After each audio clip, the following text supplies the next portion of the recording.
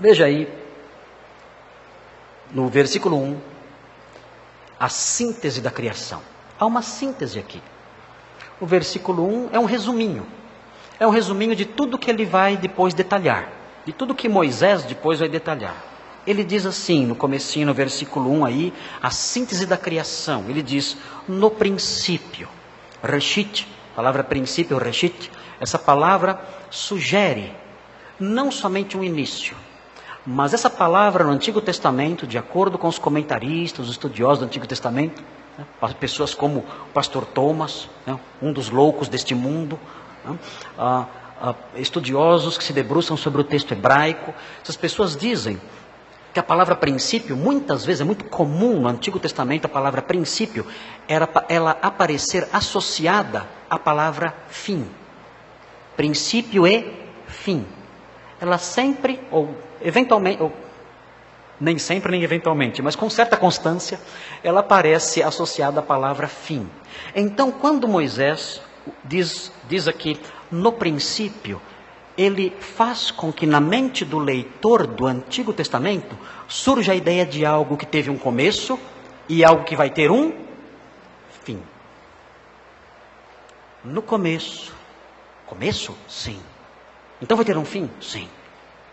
Então aqui, na primeira palavrinha da Bíblia, é a primeira palavrinha mesmo, né, pastor Thomas? Porque a expressão é uma expressão em que a preposição, ela está anexada à palavra princípio, é Bereshit. Be é no, Bereshit. Então, a primeira palavra, a palavra no princípio, essa palavrinha, ela tem uma conotação não só relacionada ao passado, ela tem uma conotação relacionada à escatologia, ao futuro. Há um princípio? Há. Então há um fim? Sim. Então, quando nós começamos a ler a Bíblia, nós já temos a nossa mente injetada com o conceito de que esse mundo que se inicia aqui, esse mundo terminará um dia. Então, nós aprendemos a ler essa palavrinha, não somente a olhar para o passado, mas aprendemos a olhar para o futuro. Nós temos um sentido na vida, porque o Senhor criou tudo no princípio e temos um propósito final. O Senhor um dia colocará fim a isso tudo. De modo que não podemos nos apegar a tudo aquilo que ele vai narrar como sendo criado aqui.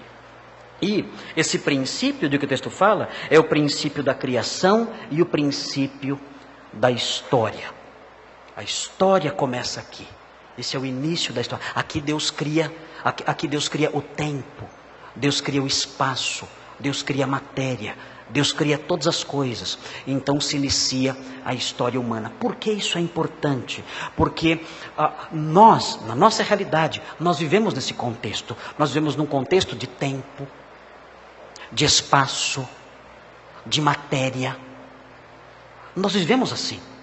O que então esse versículo mostra? Esse versículo mostra Deus criando essas coisas e participando delas. Ou seja, é possível, vivendo dentro do tempo, vivendo dentro do espaço, vivendo rodeado da matéria, é possível conhecer esse Deus.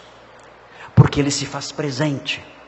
Ele se revela através dessa sua criação. E na sua criação é possível conhecer a Deus. No princípio criou Deus os céus e a terra. Ele participa disso tudo. Ele é acessível a quem vive no céu. Ele é acessível a quem vive na terra.